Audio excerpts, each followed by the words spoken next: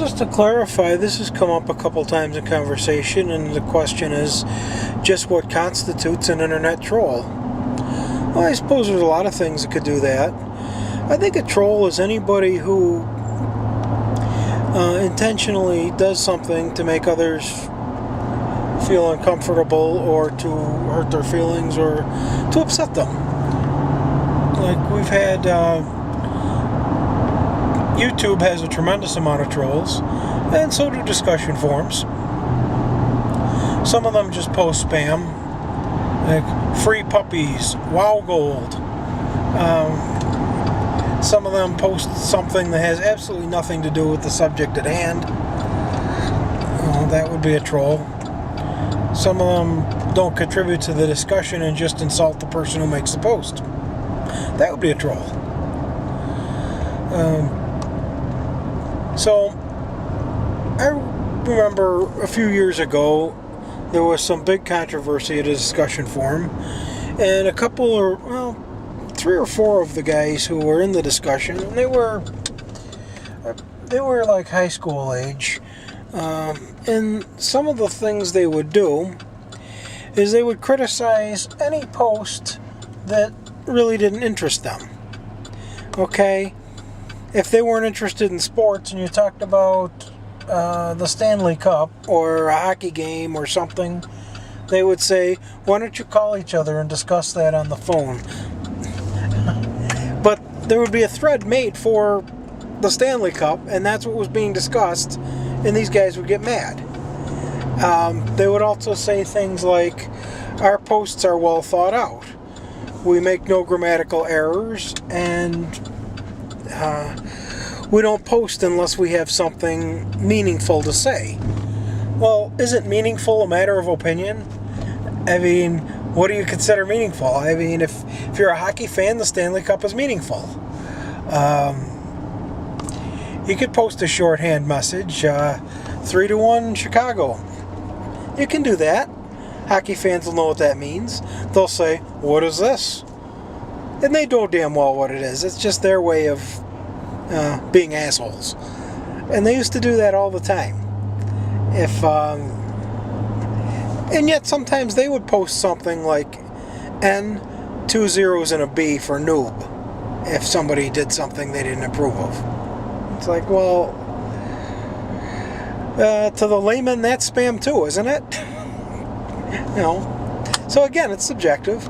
They would say, oh no, our posts are well thought out and grammatically correct and no spelling errors. A lot of discussion forum members are, children. The teenagers, preteen. Most pro boards forums want you to be at least 13, but you can get by that. You make your date of birth 1997 or before, even if it's not.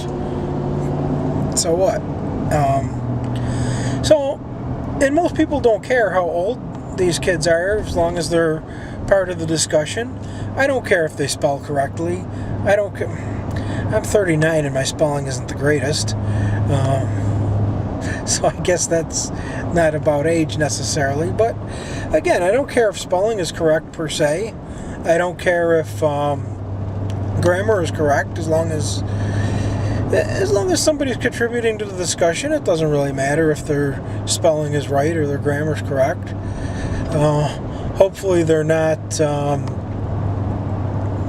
intentionally trying to make each other feel badly. I don't think there's any need for that.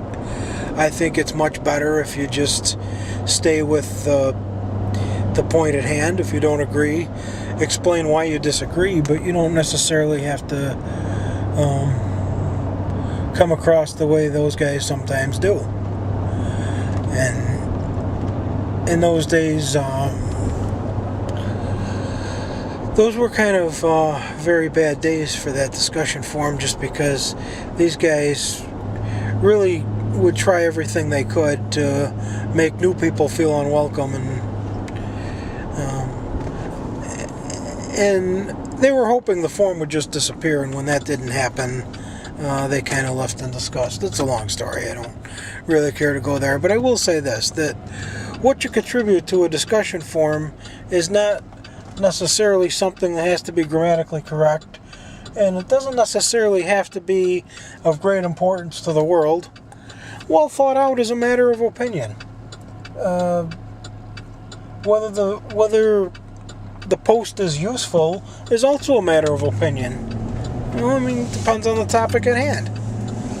And it depends what you're talking about. It's not always useful. And it doesn't have to be that way in order to be discussable.